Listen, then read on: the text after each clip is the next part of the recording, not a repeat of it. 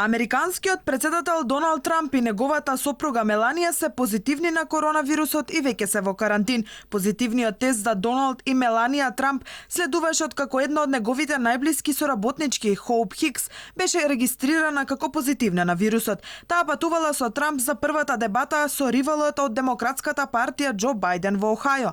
Трамп, пред да ги добие резултатите, дал телефонска изјава за американските медиуми. Бев изненаден кога слушнав за Хоуп, но таа е толку топла со нив. Тоа се случува. Подоцна ќе имам резултат. И првата дама исто така, затоа што ние минавме многу време со Хоуп и останатите. Ќе видиме што ќе се случи. Мора да ги третираме нашите луѓе добро. Не може само да им велите подалеку.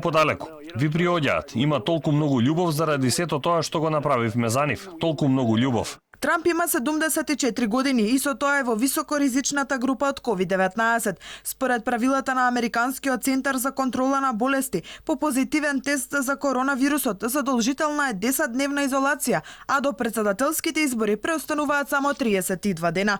Американскиот претседател беше критикуван поради неговиот однос кон пандемијата, чија опасност ја подценуваше, избегнуваше да носи маски, па дури го исмеваше Бајден дека постојано е со маска на лицето. Американските медиуми, меѓу кои весникот Нью Йорк Таймс, објави дека кандидатурата на претседателот на САД Доналд Трамп на престојните избори е неизвестна. Имено како што наведува весникот, позитивниот тест на COVID-19 може да поттикне прашања дали неговото име треба да стои на гласачките ливчиња на изборите на 3 ноември. Сепак, лекарот на Трамп денеска најави дека тој ќе продолжи со своите претседателски обврски од карантин, а здравствената состојба му е добра. Британски Гардијан објави анализа за веста дека Трамп и неговата сопруга се позитивни на вирусот.